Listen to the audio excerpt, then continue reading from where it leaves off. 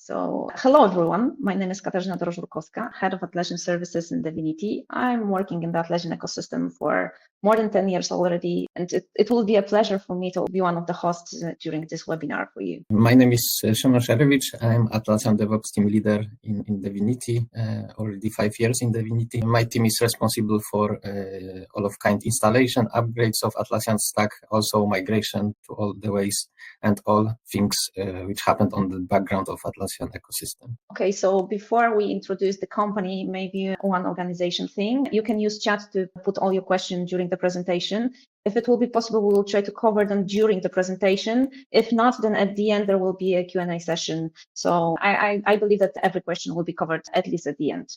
Okay, so maybe a short introduction of the company. Szymon, next slide, please. You're the one who is covering that today. So Divinity is a technical problem, I believe. Okay, so let's leave this slide. Divinity is the Atlassian solution part, the enterprise and the platinum one. So the highest tier you can have.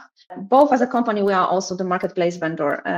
We are a software house located, the headquarters is in Poland. We are working for almost customers from all over the world, starting from the US, even to Australia. So different time zones, different people. And we want to show you what we currently know about the license models and how to proper think about them for the long-term goals of the organization.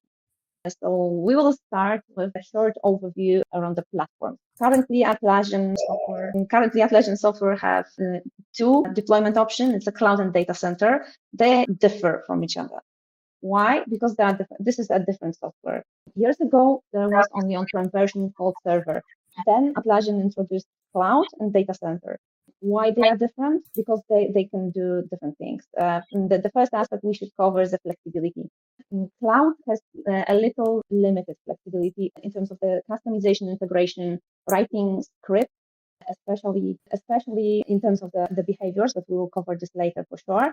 Data center, you can do everything connected with the customization. So everything you can imagine, then it can go live. Scalability, this is something which is really important because cloud is scaled automatically because it's hosted by Atlassian. So you are not taking care of the infrastructure part, also the maintenance. Upgrade, this is everything which is covered by Atlassian directly. With data center, all those things are covered by the organization which is using the product. There are differences in the pricing, and this is something we will cover deeply during the webinar later. Both of the deployment options are subscription, paid upfront for 2 years or maybe free sometimes, but still this is something we will cover later. And infrastructure management, I told about this at the beginning. With cloud, you are not managing the infrastructure on your side. This is covered by Atlassian, and with data center, everything is on you. Okay, why are we here today? I see people who are joining. So part of you are already using the cloud deployment option. There are people who are on the data center. So I believe all of you heard that Atlassian is trying to convince customer to move into the cloud. Why they are doing this? Because this platform is, maybe if the statement will be something you will be laughing at, but it's better. It's better because it's developed much faster than the data center. So for all those years when we see that cloud was far away from the data center, the on-prem version, currently the development of cloud is so fast that during everything we saw for the last 2 or 3 years, we can say that this platform is ready for almost everyone. Almost everyone, because not everyone can currently have the data in the cloud, and this market specific or the industry specific. And we will try to cover this a little bit later. So we will cover the difference between the subscription, how the cloud plans look like, because there are more options than only one, like in the data center. What are in the DC limit, flexibility, what you should cover, what you should think about when you're choosing the right platform, and we will go through a few case studies. Okay, so let's go. This slide should be at the beginning. Yeah, I don't know what happened, so I believe I've covered this already. Let's move forward. Okay, we've got here cloud and DC overview. Main difference, of course, is hosting. In cloud is managed by Atlassian. In data center, we've got our self-hosted servers, or we're using a private cloud or public cloud, like for example AWS. In maintenance in cloud, we don't need any upgrades. All is covered by Atlassian.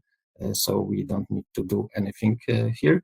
Of course, in data center requires our manual upgrades and infrastructure adjustments. If we need to change something, we need to do that manually, and we need to engage our IT teams to cover that.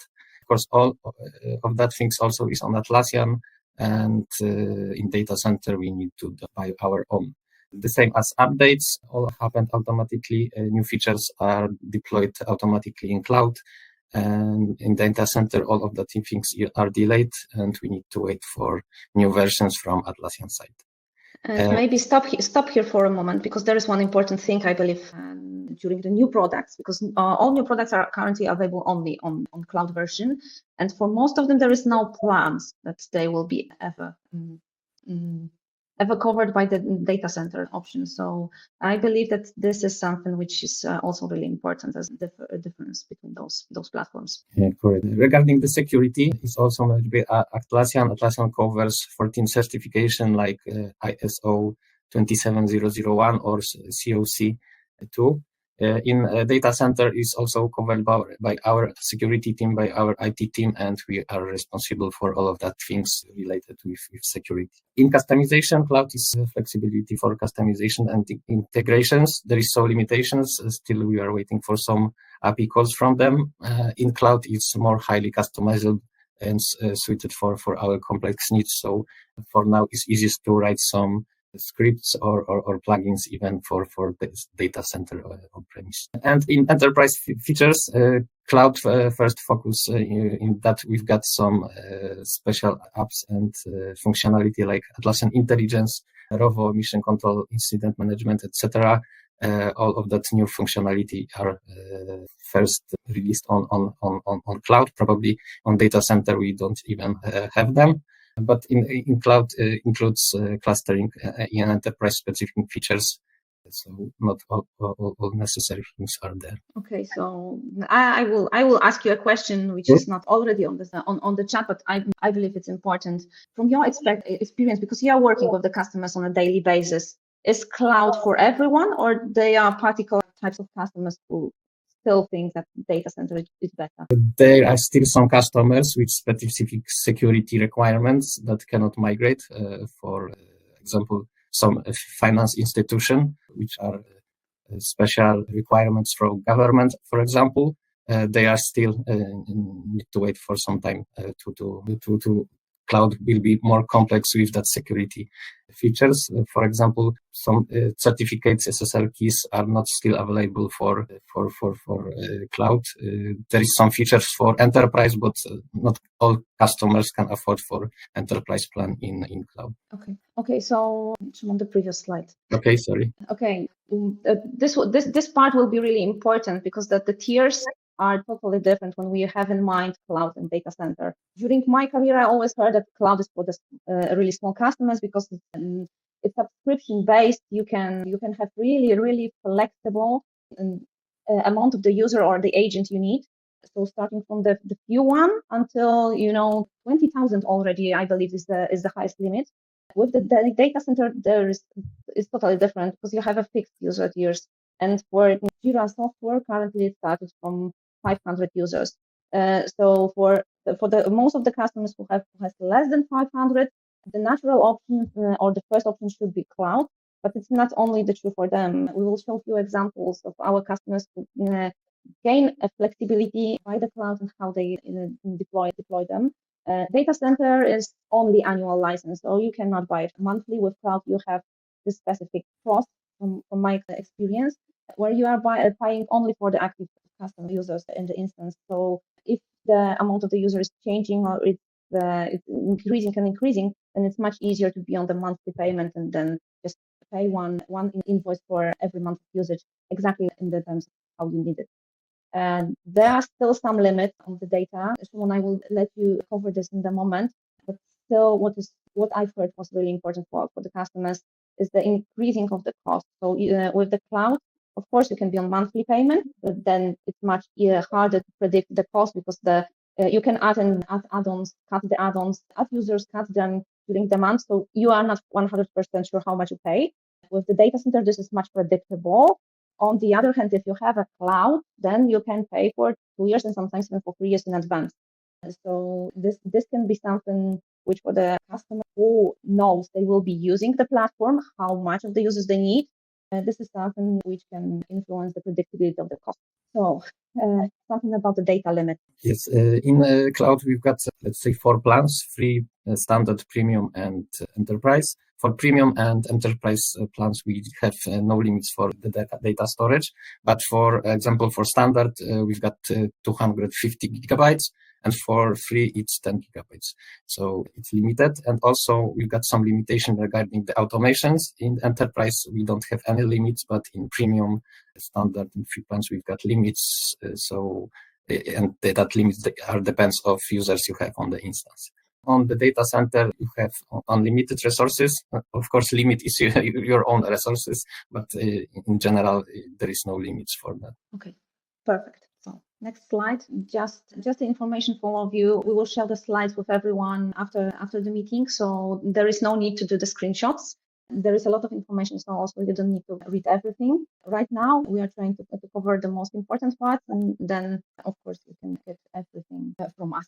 So clouds. We will right now focus only on clouds because you probably already saw the difference between those platforms. And then we will move to the data center. So why cloud and where cloud can be the best option? There are few plans of Atlassian Cloud, so different option, different features right now, and different limits for all of them. Especially this is something that we will cover on the next slide. But what is the benefit of the cloud is that this flexibility along the users and choosing the plans, being able to optimize it really wisely. So also not need to worry around the maintenance. With cloud, you have also you can have one centralized admin console when you are managing multiple instances. This can be done especially in the enterprise plan. With data center, this is a little bit different. So what I would add here is that choosing the platform is really important, but I believe all those features you can see is everything you need. Shimon, let's move further. I believe we've covered that, and we need to move to the cloud plans already. There are 4 of them: free, standard, premium, and enterprise. Free is for really small organization, up to 10 users. It's free of charge. Most of the add-ons from the marketplace are also free of charge. There is a storage limit. So this is something which is really good for the starting point or for really small organization. Then we have the first and the entry level from the paid plans and standard. As you can see, it's currently limited to 35,000 users. So this is something which most of the company can handle. There is a storage limit, and this is something which is really important when we have in mind bigger customers, because as we see and as we experience with our customers, more and more customers need to choose at least premium because of the storage limit. A really nice feature which I would like to cover in the enterprise is that you have multiple instances. So you are paying for the customers, but you can create up to 150 sites or 150 instances, divided into different amounts of the users according to your needs. So if you can divide processes into different instances to minimize the amount of the users working there, this is something which we see work really great with the bigger organizations. Anything which I didn't cover here? We can add it here that from premium plan we got some features like, for example, sandbox. A sandbox is this is really important. Test environment where you in 3 clicks you can copy that data from production and you can use it as a test instance, and it's free from premium plan. Also, in premium plan, regarding of app you are using, you've got some special free apps, like, for example, for Jira software, you've got roadmaps. For Jira service management, you've got Insight. And for example, for Confluence, you've got team calendars. And in enterprise plan, you've got some features like, for example, bring your own key. Or for example, Atlassian Guard, which is external user directory in cloud, is free in that plan. So you don't need to pay any extra license for that application. Okay, perfect. And now we've got data centers licensing model. It's annual license, but it's still on subscription model. So you need to always have active license if you want to use your application. If you don't buy it, the application will go to read-only mode. So you can still use it, but you cannot change anything. And in user tiers, we can buy it for Jira Server, for Jira Software from 500 users. For Jira Service Management is 50 users. So it's the smallest tier of users we can buy it. In scaling, we need to do that manually. It requires infrastructure adjustments. If we are using data center mode with clustering, we need to remember that we need to also have NFS storage for your plugins, data, and attachments. And also you need to have load balancer, which will manage all of that traffic between nodes. It's fully customizable environment for security, performance, and integration. It's still a little bit easy to do some customization for data center than on cloud. Enterprise features like, as I mentioned before, clustering, disaster recovery, some support built in, and enterprise level functionality. We've got full control over our infrastructure. Our team is responsible for security updates, all of that things. So we don't need to worry about security. And regarding compliance, it's tailored to industries with strict compliance requirements, ensuring control over the data security. So stay here for a moment, because we know that this is always a really complicated part when we are speaking about the security compliance and what is possible, what is not possible. This differs in the markets. So officially, Atlassian is saying that cloud is compliant with most of the European Union law requirements. So we experience that, for example, on the Polish market, where the opinion is completely different. The German market can be also a good example for the financial industry. In general, cloud is compliant, but we need to have in mind that sometimes the things you need to do. So probably most of you then experience the problems with using the apps from the marketplace, where the data residency can be different, but still, most of the companies, of course, depend on the usage and how they are using the instances, can at least think about the cloud for the future. Shimon, anything you want to add here, or no? Okay, we are going to case studies. Okay. I see a few questions on the chat connected with that, so we will cover that in a few minutes. We want to show you three case studies. First is the Clearwater Analytics. It's not our customer officially, it's the US company, which is the world's leading investment accounting solution. Why we are using not our case study? Because I had the pleasure to meet Erika Larsson, who is exactly interviewing during this case study by Atlassian. I had the chance to meet her in one of the Atlassian events, and when she was speaking about how wisely they think about moving into cloud or not moving into cloud, it was exactly what I wanted to hear from the customer. So they were thinking that the maintenance they need to do on the data center is consuming too much time of the people. And so as one of the customers, I am always hearing that this is really important, that the company needs to do exactly what they are, what is their goals. So everything connected with the things which is not our focus shouldn't be done or should be minimized. And this was the first thing they had in mind. So they were trying to assume if the cloud is for them. And if this is something which can make their people focus on the things they should do, besides only doing the maintenance, upgrade, and development, they were also paying huge money for the infrastructure.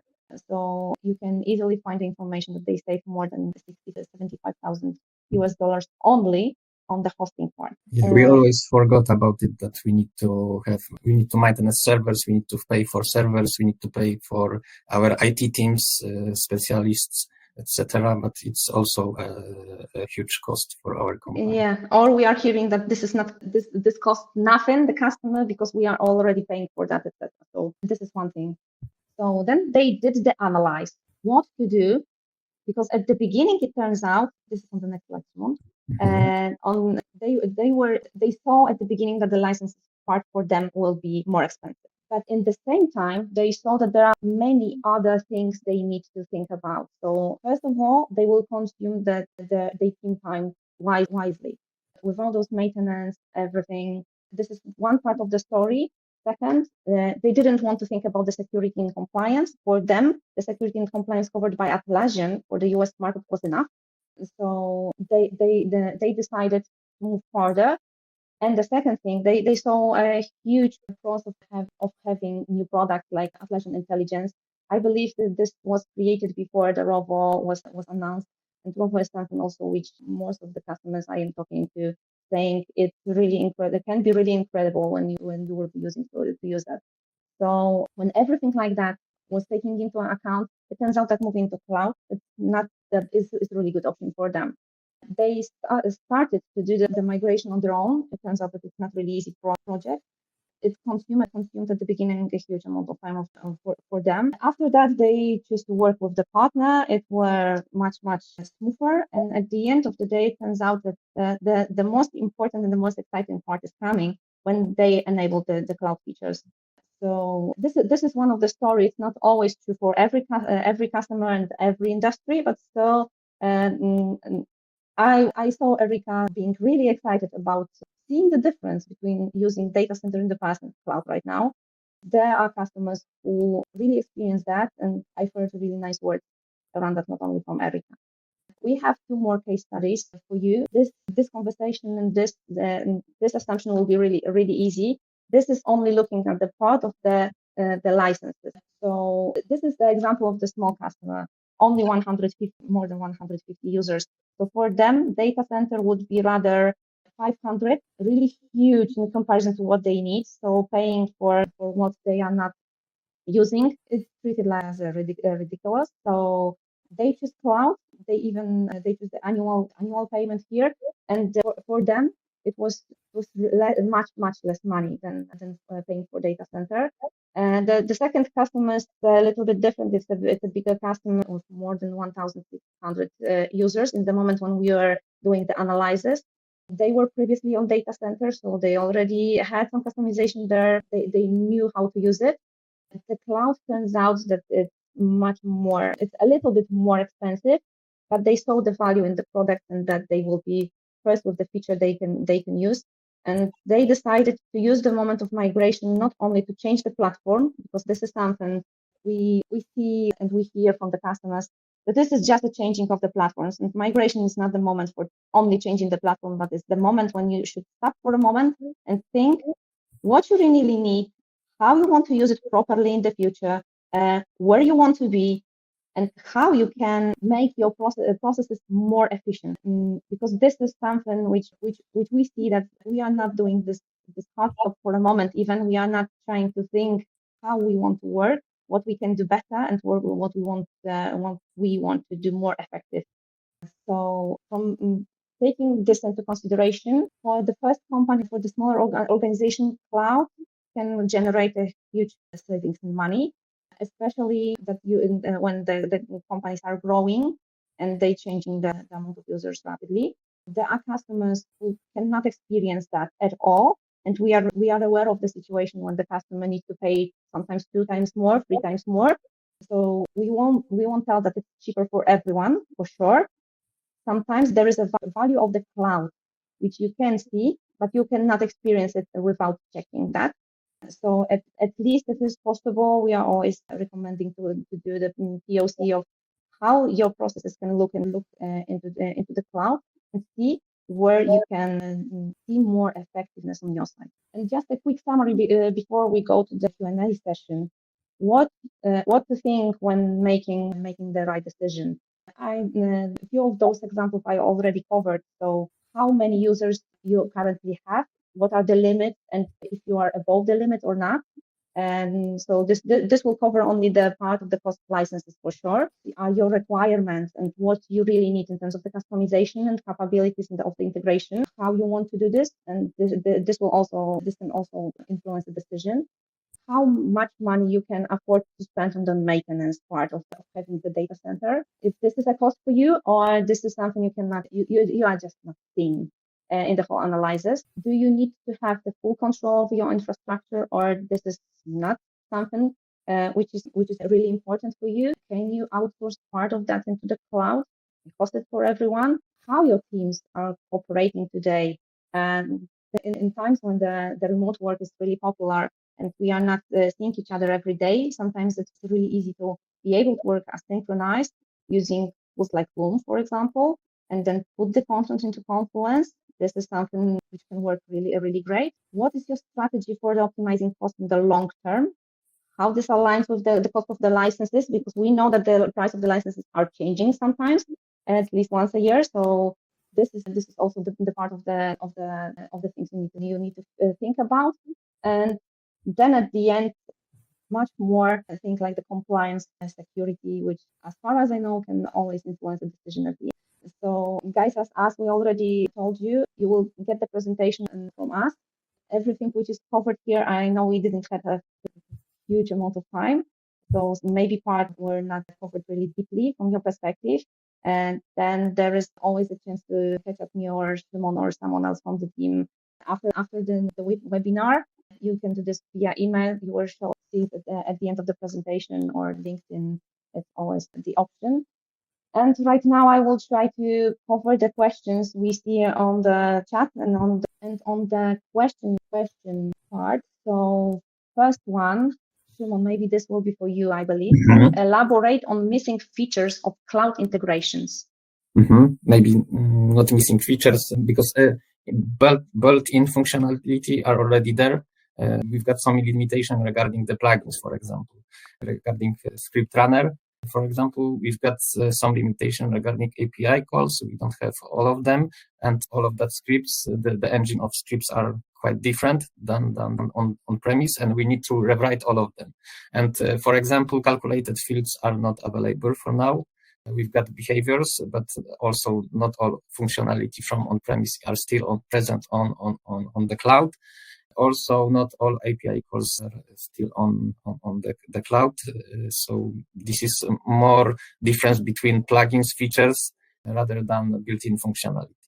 There is some other like tempo, which reporting works different, and much other plugins which still we're waiting for exactly the same functionalities which we have on-premise. Of course, there is some plugins which have even more functionalities on cloud, but we're still waiting for some of that features in the cloud. Okay, thank you very much for the response. The next question, is Atlassian planning to add security patches to data center version or only manual upgrades?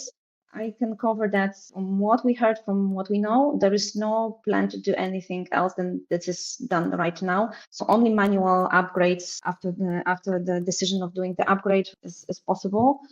We know that recently the security advisory is sending quite frequently, and it can influence the amount of the upgrade you need to do, and you need to plan every year. Okay.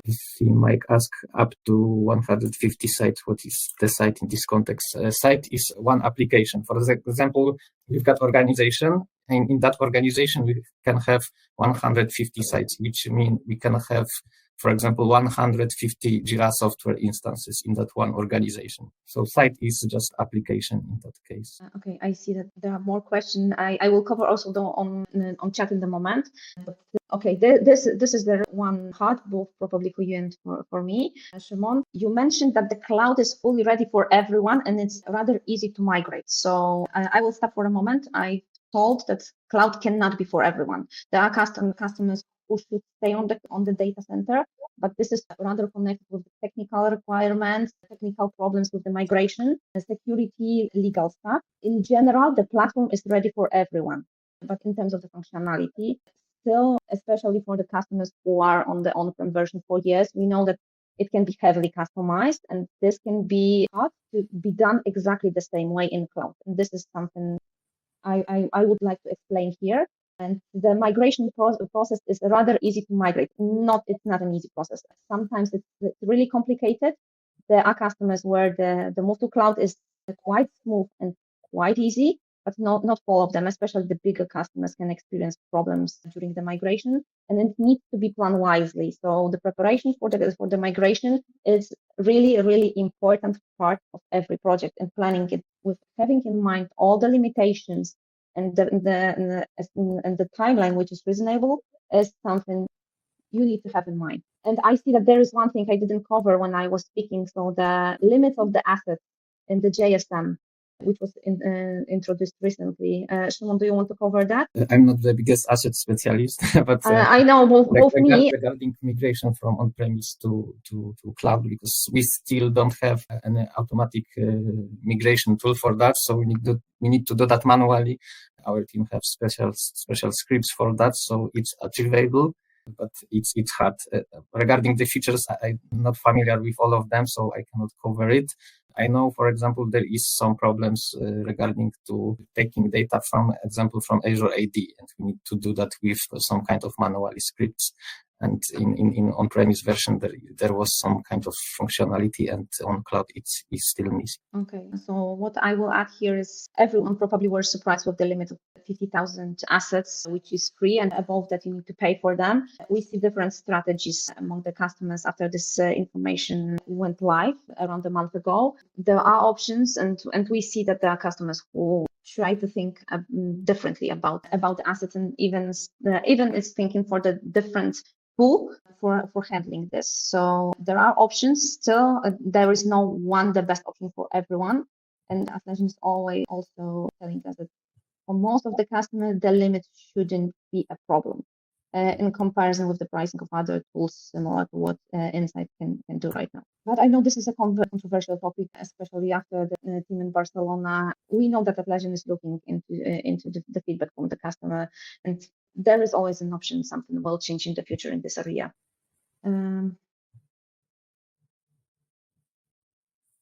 I hope I won't miss any of the questions. So, do you know any customer using enterprise? Yes, I do. Maybe this is not the frequent plan we see. It's most of our customers rather use premium plan, part of them standard, but there are few where the enterprise was a must, and they decided even the price was really high to go that way. So we've got some customers which have a lot of sites, and at the beginning they are using premium plan, and they calculated the cost, and they have, for example, 50 instances of Jira, Confluence, and or other Atlassian apps, and they calculated that in on-premise it will be cheaper for them, and it will be easier to manage that on that enterprise model. They don't need to pay for Atlassian Guard extra. So for some cases, the enterprise will be better than premium. Yeah. So the subscription for cloud version of each product need to be aligned to the same number of users like in data center. Currently, yes, this is in terms of the marketplace. I don't think it's not changing. So maybe in the future something will change in this area, but currently exactly the same as the data center. And this is something for you, Szymon. When cloud is Atlassian goal, then how come the main security feature is paid per user? SSO. Could you repeat that question? Because when cloud is Atlassian's goal, then how come the main security feature is paid per user? So I believe this is connected with the Guard part. Okay, so you can, for the Guard, you can, of course, you can pay for each user, but you can also pay annual license for tier of the users. But yeah, on the premise instance, it's free for Active Directory on-premise. But also, if you want to connect in your Jira on-prem to Azure AD or other application, you need to buy special plugin like Kateng or Jira SSO from InniOrange. So you need to also, for on-premise, pay extra for that feature. On cloud, we've got Atlassian Guard, and it's not supporting Atlassian Active Directory on-premise. You can connect here Active Directory, but on your Azure or Entra ID, you can connect Okta, OneLogin, Ping Federation, and a few others. But yeah, you need to pay extra for each user which have active license on the cloud. Thank you, Szymon. So next question: how long can such a migration from DC to cloud take? For example, for 1,000 users, if many add-on configuration script workflows are used. There is a comment that I missed the time and the cost of the migration project in this area. So yes, it's not something which is totally cost without any cost of the time of the people on site of the customer. We, from our experience, it always differs from the customer. 1,000 users, it's not small amount, especially if the infrastructure is complicated, then it can take months.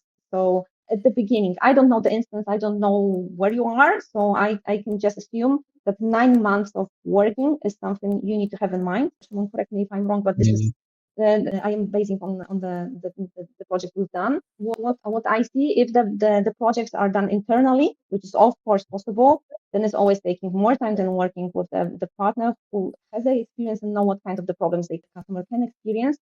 And of course, this is the money you need to pay for outsource that. But normally, doing the migration is not the standard administration work. So most of the people from our customers is at some point are choosing to do this outside of the standard flow of the work. Maybe regarding the timeline, we usually start first with assessment with our clients. It takes usually 2 to 4 weeks. It depends of what time customization you are, how big your instance is. During that assessment, we will checking first plugins you are using. They are available on cloud or not. If not, we need to find alternatives for that. Or we can check if we can use bundled in features in cloud already. We also checking we can migrate this data or not. Sometimes we've got automatically way deployed by vendors, but sometimes we need to do some kind of manual work. And sometimes even we cannot migrate some data and we need to start for such a plugins from scratch. And after that, we've also got full of schedule of that migration, high level, of course, and all of pricing regarding that plugins, migration, and the time. And after that, we will usually start with test migration. Test migration could take even, of course, it also depends of size of the instance, but it could take months to half a year even. And for even bigger instances, can take even 1 year. But it depends of the instance, how big is that instance, how many users you've got there, what type of customization you are using, etc. What products are you using, etc. Yeah. So just a sneak peek. Next webinar we are planning is exactly around what Szymon was explaining right now. So how the migration project should look like, what is the important taking into consideration with moving into cloud, especially into cloud with data center. It's a different way. So please expect that after this webinar, you will get the invitation for the next one in a month from now. I am getting back to the questions because they are still landing. So I would love to cover as much as possible. How high are the annual price increase for data center and cloud? So the answer should be, it depends. It's different from the product. It's different for the plan on cloud and the user tier for data center always. Usually it's from 5 until 20% year over year, but it can differ. So this is also something we saw during last few years for Atlassian product with marketplace part of the business. It's different because then the increase can be higher if the investment in the product is higher and can be even more frequent than once a year. Okay, so the next one. Now our company using Jira Server. So the previous deployment option, which is not available to buy for now. Which one is better to migrate for Jira Data Center or Cloud? What steps we need to follow? What are the limitations? Can you provide the steps or document of migration? I believe it's wide to be able for us to cover it, but still the question about what is better, the same as previously, it depends. So you can use the contact for us and we will try to help you with choosing the better platform for you. And then we can also share what to think as a migration. It depends on the platform you will choose. Okay, I am trying to find more because there is much more questions. Okay, this is probably a comment for you regarding ScriptRunner. Script editor is also missing. Szymon, can you elaborate on that a little bit? Yeah, there is some other functionalities like script editor, like JQL functions for ScriptRunner. Not all are available on clouds. Some are available, but they have different names, and we need to adjust to that new one. There is some other functionalities, but you can check it on the ScriptRunner page, probably. Okay. Thank you, Szymon. I don't know if we were able to cover all those questions. There is a huge load of conversation on the chat. So guys, if something was missing by us, sorry for that. I would love to cover all your questions via email or the conversation even on LinkedIn. You can always have a meeting one-on-one with us. So we will be more than happy then to cover everything. Thanks all of you for joining. On the Slack, already landed the information how to contact me or Szymon directly, and please expect to get the invitation for the next webinars. We will try to cover the most important and the most fun thing you are asking also about, because this is a huge topic, and I know that we didn't land really deeply in every part. And I believe this is something that we can use for the future webinars also. So thank you guys. You were really active on the chat. I am really surprised and really amazed with the amount of the messages sent there. One more time, thank you very much, and I hope we will see you during the next events organized by Divinity. Thank you too, and see you next time. Bye.